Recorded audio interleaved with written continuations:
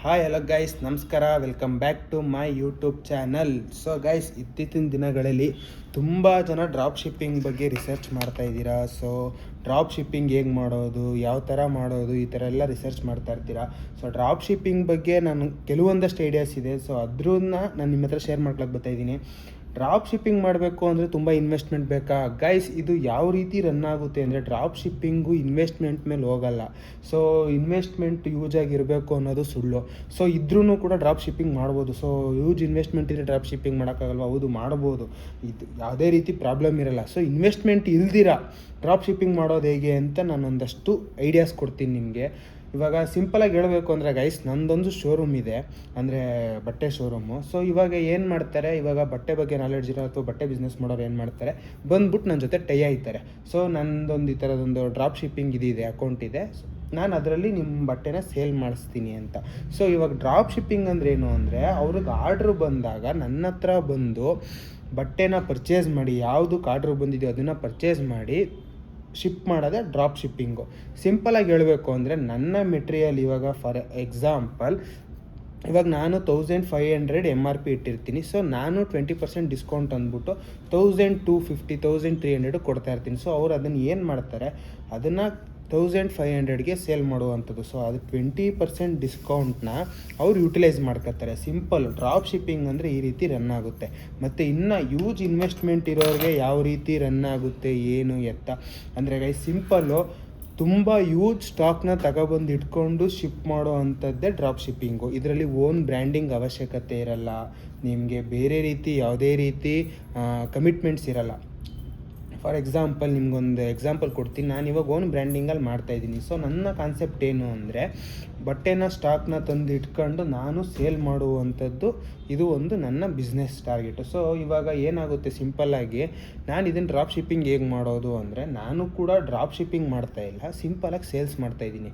ಇವಾಗ ನಾನು ಇಲ್ಲಿ ಆನ್ ಸ್ಪಾಟ್ ಡ್ರಾಪ್ ಶಿಪ್ಪಿಂಗ್ ಮಾಡಬೇಕು ಅಂದಾಗ ನಾನೇನು ಮಾಡಬೇಕಾಗುತ್ತೆ, ಕೆಲವೊಂದು ಗಾರ್ಮೆಂಟ್ಸ್ಗಳ ಜೊತೆ ಅಥವಾ ಕೆಲವೊಂದು ಕಂಪ್ನಿಗಳ ಜೊತೆ ಟೈಅಪ್ ಆಗಿ ಅವ್ರ ಸ್ಟಾಕ್ನ ತಂದು ಇಟ್ಕೊಂಡು ಅದನ್ನು ಸೇಲ್ ಮಾಡುವಂಥದ್ದು ಡ್ರಾಪ್ ಶಿಪ್ಪಿಂಗು. ಸೊ ಇಲ್ಲಿ ಇನ್ವೆಸ್ಟ್ಮೆಂಟು ಮ್ಯಾಟ್ರೇ ಆಗಲ್ಲ ಗೈಸ್. ಸಿಂಪಲಾಗಿ ಹೇಳಬೇಕು ಅಂದರೆ ಇನ್ವೆಸ್ಟ್ಮೆಂಟ್ ಮ್ಯಾಟ್ರೇ ಆಗಲ್ಲ. ಸಿಂಪಲ್ಲಾಗಿ ನಿಮ್ಮ ಟ್ಯಾಲೆಂಟು, ನಿಮ್ಮ ಟೆಕ್ನಿಕ್ ಯಾವ ರೀತಿ ಇರುತ್ತೆ, ಅದು ಫಸ್ಟ್ ಆಫ್ ಆಲ್ ಇಲ್ಲಿ ಮ್ಯಾಟ್ರ್ ಆಗುವಂಥದ್ದು. ಇವಾಗ ಫಾರ್ ಎಕ್ಸಾಂಪಲ್ ನೈಫ್, ಕಿಚನರಿ ಐಟಮ್ಸು, ನೈಫು ಮತ್ತು ಕಟ್ಟಿಂಗ್ ಪ್ಲೇಟು, ಈ ರೀತಿ ಒಂದಷ್ಟು ಮೆಟೀರಿಯಲ್ಸು ತುಂಬ ಸೇಲ್ಸ್ ಆಯ್ತಾ ಇರುತ್ತೆ. ಅದರಲ್ಲಿ ಏನಾಗುತ್ತೆ, ಹೊಸ್ದಾಗಿ ಯಾರೋ ಒಂದು ಕ್ರಿಯೇಟಿವ್ ಆಗಿ ಕಟ್ ಮಾಡೋ ಕಟ್ಟರ್ ಮಿಷಿನು, ಈ ರೀತಿ ಒಂದಷ್ಟು ಕ್ರಿಯೇಟಿವ್ ಆಗಿ ಮಾಡಿರ್ತಾರೆ. ಸೊ ನನಗೆ ಅದ್ರ ಮೇಲೆ ಕಣ್ಣು ಬೀಳುತ್ತೆ. ಆವಾಗ ಅದು ಯೂಜ್ ಸೇಲ್ಸ್ ಕೊಡ್ತಾ ಇರುತ್ತೆ, ಮತ್ತು ಯೂಜ್ ಪ್ರಾಫಿಟ್ ಮಾಡ್ತಾ ಇರುತ್ತೆ, ಮತ್ತು ಜನರು ಅದನ್ನು ಪರ್ಚೇಸ್ ಮಾಡ್ತಾ ಇರ್ತಾರೆ. ಅವಾಗ ಏನು ಮಾಡ್ತೀನಿ, ನಾನು ಅದನ್ನು ಅದು ಯಾವುದೋ ಬೇರೆ ದೇಶದಲ್ಲಿರೋ ಬ್ರ್ಯಾಂಡ್, ಅದು ಬೇರೆ ದೇಶದಲ್ಲಿರೋ ಪ್ರಾಡಕ್ಟ್ನ ನಾನು ಇಂಪೋರ್ಟ್ ಮಾಡಿಸ್ಕೊಂಡು, ಓಕೆ ನನಗೆ ಈ ಥರ ಇಷ್ಟು ಸ್ಟಾಕ್ ಬೇಕು ಅಂತ ಇಂಪೋರ್ಟ್ ಮಾಡಿಸ್ಕೊಂಡು ಸೇಲ್ ಮಾಡೋದು ಕೂಡ ಡ್ರಾಪ್ ಶಿಪ್ಪಿಂಗೆ. ಸಿಂಪಲಾಗಿ ಹೇಳಬೇಕು ಅಂದರೆ, ನಿಮ್ಮ ಐಡೆಂಟಿಟಿಗೆ ಏನೂ ಇರಲ್ಲ ಅಲ್ಲಿ. ಲೈಕ್ ಮಧ್ಯವರ್ಗಿ ಥರ, ಒಂಥರ ಬ್ರೋಕರ್ ಥರ ನೀವು ನೀವು ಅದನ್ನು ಪರ್ಚೇಸ್ ಮಾಡ್ತೀರಾ, ಸೇಲ್ ಮಾಡ್ತೀರಾ. ಅದರ್ವೈಸ್ ಇನ್ನೂ ಒಂದು ಬೆಸ್ಟ್ ಐಡಿಯಾ, ಇದರಲ್ಲೇ ಐಡಿಯಾ ಕೊಡಿ ಅಂದರೆ, ಅದರಲ್ಲೂ ಕೂಡ ಕೆಲವೊಂದು ಕಂಪ್ನಿಗಳಿರುತ್ತೆ. ಸೊ ನಿಮಗೆ ಇವಾಗ ಯೂಜ್ ಆರ್ಡರ್ಸ್ ಬಂದಾಗ ಅದನ್ನು ನೀವು ಬೈ ಮಾಡಿ ಸೇಲ್ ಮಾಡೋ ಅಂಥದ್ದು. ಅದು ಬಿಟ್ಟರೆ ಅದರಲ್ಲಿ ಇನ್ನೊಂದು ಥರ ಏನು ಮಾಡ್ಬೋದು ಅಂದರೆ, ನೀವು ಅಮೌಂಟ್ ಇದ್ದರೆ ನೀವು ತರಿಸಿ ಸ್ಟಾಕ್ ಇಟ್ಕೊಂಡು ಮಾರೋ ಅಂಥದ್ದು. ಡ್ರಾಪ್ ಶಿಪ್ಪಿಂಗ್ ಯಾವ ರೀತಿ ಮಾಡೋದು ಅನ್ನೋದಕ್ಕೆ ಇವಾಗ ಬರ್ತೀನಿ ನೋಡಿ ಗೈಸ್. ಸಿಂಪಲ್ಲು ಒಂದು ವೆಬ್ಸೈಟ್ ಡೆವಲಪ್ ಮಾಡ್ಕೋಬೋದು. ನೀವು ವೆಬ್ಸೈಟ್ ಡೆವಲಪ್ ಮಾಡ್ಕೊಂಡು ಅದರಲ್ಲಿ ನಿಮ್ಮ ಆ ಪ್ರಾಡಕ್ಟ್ಸ್ಗಳನ್ನ ಅಪ್ಲೋಡ್ ಮಾಡ್ತಾ ಹೋಗಬೇಕು. ಆ ಪ್ರಾಡಕ್ಟ್ಸ್ ಅಪ್ಲೋಡ್ ಮಾಡಿ, ಸೇಮ್ ಇವಾಗ ನಾನು ಹೇಗೆ ನನ್ನೊಂದು ಓನ್ ಬ್ರ್ಯಾಂಡಿಂಗ್ ವೆಬ್ಸೈಟ್ ರನ್ ಮಾಡ್ತಾಯಿದ್ದೀನೋ ಅದೇ ರೀತಿ ರನ್ ಮಾಡ್ತಾ ಹೋಗಬೇಕು. ಸೊ ಅದರಲ್ಲಿ ಪರ್ಚೇಸ್ ಬಂದಾಗ, ಅದರಲ್ಲಿ ಆರ್ಡರ್ಸ್ ಬಂದಾಗ ಅದನ್ನು ಡೆಲಿವರಿ ಮಾಡೋ ಅಂಥದ್ದು.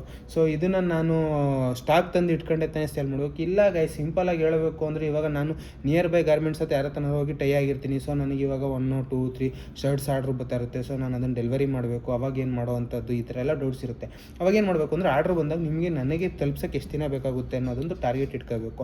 ಸೊ ಅದನ್ನು ತಲುಪ್ಸೋಕ್ಕೆ ನಿಮಗೆ 2 to 3 ಡೇಸ್ ಬೇಕಾಗುತ್ತೆ ಅಂದಾಗ ನೀವೇನು ಮಾಡಬೇಕು, ಕಸ್ಟಮರ್ಸ್ ಜೊತೆ 1 week or 2 weeks ಥರ ಡೆಲಿವರಿ ಆಗುತ್ತೆ, ವಿತಿನ್ 1 or 2 weeks ಅಷ್ಟೇ ಡೆಲಿವರಿ ಆಗುತ್ತೆ ಅಂತ ಒಂದು ಕಮಿಟ್ಮೆಂಟ್ ಮಾಡ್ಕೊಂಡಾಗ, ಅಲ್ಲಿ ನೀವು ಆನ್ ಟೈಮ್ಗೆ ವಿತಿನ್ ಟೈಮ್ ಅಷ್ಟರಲ್ಲಿ ನಿಮಗೆ ಡೆಲಿವರಿ ಮಾಡೋ ಚಾನ್ಸಸ್ಗಳು ಜಾಸ್ತಿ ಇರುತ್ತೆ.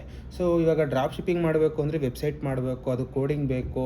ಯಾವ ರೀತಿ ಇಲ್ಲ ಗೈಸ್, ಸಿಂಪಲ್ ವಾಟ್ಸಪ್ ಚಾನಲ್ ಕೂಡ ಮಾಡ್ಬೋದು. ಇನ್ಸ್ಟಾಗ್ರಾಮಲ್ಲಿ ಕೂಡ ಮಾಡೋರಿದ್ದಾರೆ. ಇನ್ಸ್ಟಾಗ್ರಾಮಲ್ಲಿ ಪೇಜ್ ಓಪನ್ ಮಾಡ್ಕೊಂಡು ಇನ್ಸ್ಟಾಗ್ರಾಮಲ್ಲಿ ಪೋಸ್ಟು ರೀಲ್ಸ್ ಅಪ್ಲೋಡ್ ಮಾಡ್ಕೊಂಡು ಆರ್ಡರ್ಸ್ ಬಂದಾಗ ಸೇಲ್ ಮಾಡೋರಿದ್ದಾರೆ. ವೆಬ್ಸೈಟ್ ಮಾಡ್ಕೊಂಡು ಕೂಡ ಸೇಲ್ ಮಾಡೋರಿದ್ದಾರೆ.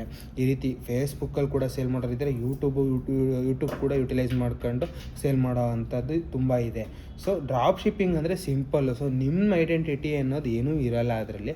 ಸಿಂಪಲ್ಲಾಗಿ ನೀವೊಂದು ಬ್ರೋಕರ್ ಥರ ಅದರಲ್ಲಿ ನೀವು ಆರ್ಡರ್ಸ್ ಬಂದಾಗ ಡೆಲಿವರಿ ಮಾಡೋ ಅಂಥದ್ದೇ ಡ್ರಾಪ್ ಶಿಪ್ಪಿಂಗ್ ಅಂತ ಅಂತಾರೆ.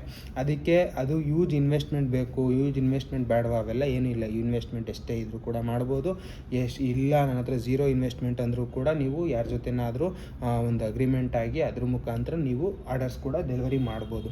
ಸೊ ಇದಕ್ಕೆ ತುಂಬ ಅಡ್ವರ್ಟೈಸಿಂಗ್ ಬೇಕು, 100% ಬೇಕು ಗೈಸ್. ಇದಕ್ಕೆ ತುಂಬ ಅಡ್ವರ್ಟೈಸಿಂಗ್ ಬೇಕಾಗುತ್ತೆ. ಅಡ್ವರ್ಟೈಸಿಂಗು ಮತ್ತು ಮಾರ್ಕೆಟಿಂಗು ಇದರಲ್ಲಿ ತುಂಬ ಎಕ್ಸ್ಟ್ರಾ ಲೆವೆಲಲ್ಲಿ ಮಾಡಬೇಕಾಗುತ್ತೆ.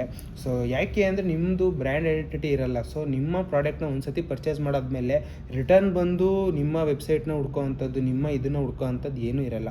ಸೊ ವೆಬ್ಸೈಟ್ ಮಾಡೋದ್ರಿಂದ ಒಂದು ಬ್ರ್ಯಾಂಡ್ ಕ್ರಿಯೇಟ್ ಆಗ್ಬೋದು. ಮೇ ಬಿ ನಿಮ್ಮ ವೆಬ್ಸೈಟ್ನ ತಿರ್ಗಾ ಬಂದು ರೀಚ್ ಔಟ್ ಆಗಿ ಮಾಡೋ ಅಂಥದ್ದು. ಬಟ್ ಇಫ್ ಅದರ್ ಕೇಸಸಲ್ಲಿ ಅದು ಬೇರೆ ರೀತಿ ಇದಾಗುತ್ತೆ. ಲೈಕ್ ನೀವು ಒಂದೇ ಪ್ರಾಡಕ್ಟ್ನ ನೀವು ಕಮಿಟ್ ಆಗಿರಲ್ಲ. ಸಿಂಪಲಾಗಿ ಹೇಳಬೇಕು ಅಂದರೆ ಇವಾಗ ಟ್ರೆಂಡಿಂಗು ಶರ್ಟ್ ಓಡ್ತಾ ಇರುತ್ತೆ, ಶರ್ಟ್ ಸೇಲ್ ಮಾಡ್ತೀರಾ. ನೆಕ್ಸ್ಟ್ ವೀಕು ಕಿಚನರಿ ಐಟಮ್ಸ್ ಓಡ್ತಾ ಇರುತ್ತೆ, ಕಿಚನರಿ ಐಟಮ್ಸು. ಸೊ ಇವಾಗ ಬಂದರೆ ಸಮ್ಮರು, ಅಂಬ್ರಲಾ, ಈ ಥರ ಸನ್ಸ್ಕ್ರೀಮು, ಈ ಥರ ತುಂಬ ಥರ ಇರುತ್ತೆ. ಆವಾಗ ಆ ಸೀಸನ್ಗೆ ತಕ್ಕಂತೆ ಪ್ರಾಡಕ್ಟ್ಸ್ಗಳನ್ನ ಅಪ್ಲೋಡ್ ಮಾಡ್ಕೊಂಡು ಪ್ರಾಡಕ್ಟ್ಸ್ಗಳನ್ನ ಸೇಲ್ ಮಾಡ್ಕೊಂಡು ಹೋಗ್ತಾ ಇರ್ತೀರ. ಸೊ ಇದನ್ನೇ ಡ್ರಾಪ್ ಶಿಪ್ಪಿಂಗ್ ಅನ್ನೋದು. ನೀವು ಒಂದೇ ಒಂದು ಕ್ಯಾಟಗರಿಗೆ ನೀವು ಸ್ಟಿಕ್ ಆನ್ ಆಗಲ್ಲ. ಸೊ ಎಲ್ಲ ಥರ ಕ್ಯಾಟಗರಿನೂ ತಂದು ಶಿಪ್ ಮಾಡ್ತಾ ಇರ್ತೀರ. ಲೈಕ್ ಆ ಟ್ರೆಂಡಿಂಗ್ ಐಟಮ್ಸ್ಗಳನ್ನ, ಸೊ ಟಾಯ್ಸ್ ಆಗಿರ್ಬೋದು, ಮಕ್ಕಳಾಟ ಆಡೋ ಟಾಯ್ಸು, ಕಾರ್ಸು ಅಂದರೆ ಮಕ್ಕಳಾಟ ಆಡೋ ಕಾರ್ಸು, ಈ ಥರ ತುಂಬ ಥರ ಇರುತ್ತೆ. ಸೊ ಇದನ್ನೆಲ್ಲ ಒಂದು ಬಲ್ಕಾಗಿ ಪರ್ಚೇಸ್ ಮಾಡಿ ಸೇಲ್ ಮಾಡೋದು, ಅಥವಾ ಒಂದು ಕಮಿಟ್ ಆಗಿ ಬೇರೆಯವ್ರ ಜೊತೆ ಅದನ್ನು ಅಡ್ವರ್ಟೈಸಿಂಗ್ ಮಾಡಿ ಇದು ಮಾಡೋ ಅಂಥದ್ದು. ಇನ್ನೂ ಒಂದು ಥರ ಡ್ರಾಪ್ ಶಿಪ್ಪಿಂಗ್ ಇದೆ. ಇದು ಯಾವ ಥರ ಅಂದರೆ ಒಂದು ವೆಬ್ಸೈಟ್ ಡೆವಲಪ್ ಮಾಡಿ ಅಮೆಝಾನ್ ಲಿಂಕ್ಸ್ನ ಅಪ್ಲೋಡ್ ಮಾಡೋ ಅಂಥದ್ದು. ಅಮೆಝಾನ್ ಪ್ರಾಡಕ್ಟ್ಸ್ನ ಪಿಕ್ಚರ್ಗಳನ್ನ ತಗೊಂಡು ನಿಮ್ಮ ವೆಬ್ಸೈಟಲ್ಲಿ ಅಪ್ಲೋಡ್ ಮಾಡ್ಕೊಂಡು, ಸೊ ಅಫಿಲಿಯೇಟ್ ಮಾರ್ಕೆಟಿಂಗ್ ಅಂತ ಅಂತಾರೆ ಇದನ್ನ. ಅಫಿಲಿಯೇಟ್ ಮಾರ್ಕೆಟಿಂಗ್ ಅಂದರೆ ಅಮೆಝಾನು ಮತ್ತು ಫ್ಲಿಪ್ಕಾರ್ಟ್ ಅವರು ಇದನ್ನು ಬಿಟ್ಟಿದ್ದಾರೆ. ಸೊ ಅಫಿಲಿಯೇಟ್ ನೀವು ಅದೊಂದು ಆ್ಯಪ್ ಬರುತ್ತೆ, ಅದೊಂದು ಆ್ಯಪ್ ಕ್ರಿಯೇಟ್ ಮಾಡ್ಕೊಂಡು ಲೈಕ್ ಅದರಲ್ಲಿ ಬರೋ ಅಂಥ ಪ್ರಾಡಕ್ಟ್ಸ್ನ ನೀವು ಅಲ್ಲಿಂದ ಅಫಿಲಿಯೇಟ್ ಆ್ಯಪಿಂದ ಲಿಂಕ್ ತಗೊಂಡು ನಿಮ್ಮ ವೆಬ್ಸೈಟಲ್ಲಿ ಅಪ್ಲೋಡ್ ಮಾಡೋ ಅಂಥದ್ದು. ಸೊ ಇದರಲ್ಲಿ ನಿಮಗೆ ಕಮಿಷನ್ ಯಾರು ಕೊಡ್ತಾರೆ? ಕಮಿಷನ್ ಬಂದು ಸಿಂಪಲಾಗಿ ಅಮೆಝಾನ್ ಕಡೆಯಿಂದ ಬರುತ್ತೆ. ಪ್ರಾಡಕ್ಟ್ಸ್ ಕ್ಯಾಟಗರಿ ಮೇಲೆ ಪರ್ಸೆಂಟೇಜ್ ಹೋಗಿರುತ್ತೆ, ಪರ್ಸೆಂಟೇಜ್ ಮೇಲೆ ನಿಮಗೆ ಕಮಿಷನ್ಸ್ ಬಂದು ಬೀಳ್ತಾ ಇರುತ್ತೆ. ಸೊ ವೆಬ್ಸೈಟ್ ಡೆವಲಪ್ ಮಾಡ್ಕೊಂಡು ಅಲ್ಲಿಂದ ಲಿಂಕ್ ಕ್ರಿಯೇಟ್ ಮಾಡಿ ಹಾಕೋವಂಥದ್ದು. ಸೊ ನಿಮ್ಮ ವೆಬ್ಸೈಟಲ್ಲಿ ಅದೊಂದು ರನ್ ಆಗಬೇಕಾದಾಗ ಅದನ್ನು ಟ್ಯಾಪ್ ಮಾಡಿ ಬೈ ನೌ ಅಂತ ಹೊಡೆದಾಗ ಆ ಒಂದು ಇದು ಪ್ರಾಡಕ್ಟು ಡೈರೆಕ್ಟ್ ಅಮೆಝಾನಲ್ಲಿ ಓಪನ್ ಆಗುತ್ತೆ. ಸೊ ಇಲ್ಲಿ ಏನು ಪ್ರೈಸ್ ತೋರಿಸಿರ್ತೀರೋ ಅದೇ ಪ್ರೈಸ್ ಕೂಡ ಅಲ್ಲೂ ತೋರಿಸ್ತಾ ಇರುತ್ತೆ, ವಿಸಿಬಲ್ ಆಗಿರುತ್ತೆ. ಸೊ ಅದನ್ನು ಪರ್ಚೇಸ್ ಮಾಡಾಗಿ ಡೆಲಿವರಿ ಆದಮೇಲೆ, ಲೈಕ್ ಡೆಲಿವರಿ ಆದಮೇಲೆ 5 to 7 days ಅಂತ ಇರುತ್ತೆ. 5 to 7 days ಆದಮೇಲೆ ಅದರಿಂದ ಒಂದಷ್ಟು ಕಮಿಷನ್ ಅಮೌಂಟು ಬಂದು ನಿಮ್ಮ ಅಕೌಂಟಿಗೆ ಬರುವಂಥದ್ದು. ಸೊ ಅಫಿಲಿಯೇಟ್ ಮಾರ್ಕೆಟಿಂಗ್ ಅಕೌಂಟಿಗೆ ಬರುತ್ತೆ. ಅಕೌಂಟಲ್ಲಿ ನಿಮ್ಮದು ಅಕೌಂಟ್ ನಂಬರ್ ಎಲ್ಲ ಹಾಕಿದರೆ ಡೈರೆಕ್ಟ್ ಅದಾದಮೇಲೆ ಮಂತ್ಲಿ ಒನ್ಸೋ ವೀಕ್ಲಿ ಒನ್ಸೋ ಸಮಥಿಂಗು ನಿಮಗೆ ಅಕೌಂಟಿಗೆ ವಿಡ್ರಾ ಆಗ್ತಾ ಹೋಗುತ್ತೆ. ಸೊ ಇದೆಲ್ಲ ಒಂಥರ easy earnings guys. Zero investment ಇದ್ದಾಗ್ಲೂ ಕೂಡ ಈಸಿ ಅರ್ನಿಂಗ್ಸು. ಬಟ್ ಏನು ಅಂದರೆ ಶ್ರಮ ಸಿಕ್ಕಾಪಟ್ಟೆ ಇರಬೇಕು. ಅದಾದಮೇಲೆ ಅಡ್ವರ್ಟೈಸ್ಮೆಂಟ್ ಇರಬೇಕು, ಮಾರ್ಕೆಟಿಂಗ್ ಇರಬೇಕು, ಸೋಷಿಯಲ್ ಮೀಡಿಯಾದಲ್ಲಿ ಆ್ಯಕ್ಟಿವ್ ಆಗಿರಬೇಕು, ತುಂಬ ಆ್ಯಕ್ಟಿವ್ ಆಗಿದ್ದು. ಸೊ ನೀವೇನು ಮಾಡಬೇಕು ಅಂದರೆ ಈ ಜನ ಯಾವ ಥರ ನಿಮ್ಮ ಪ್ರಾಡಕ್ಟ್ಸ್ನ ಲೈಕ್ ಮಾಡ್ತಿದ್ದಾರೆ, ಯಾವುದು ಟ್ರೆಂಡಿಂಗಲ್ಲಿದೆ. ಇವಾಗ ಫಾರ್ ಎಕ್ಸಾಂಪಲ್ ಟಾಯ್ಸಲ್ಲಿ ಯಾವುದು ಟ್ರೆಂಡಿಂಗ್ ಆಗಿದೆ, ಯಾವುದೋ ಹೊಸ ಥರ ಟಾಯ್ಸ್ ಬರುತ್ತೆ. ಸೊ ಟಾಕಿಂಗ್ ಟಾಮ್ ಅಂತ ಒಂದು 2 to 3 years ಬ್ಯಾಕು ಸಿಕ್ಕಾಪಟ್ಟೆ ಓಡ್ತು ಗೈಸ್ ಟಾಕಿಂಗ್ ಟಾಮು. ಸೊ ಅದಾದಮೇಲೆ ಪ್ಲ್ಯಾಂಟಲ್ಲೆಲ್ಲ ಬರ್ತಿತ್ತು ಅದು.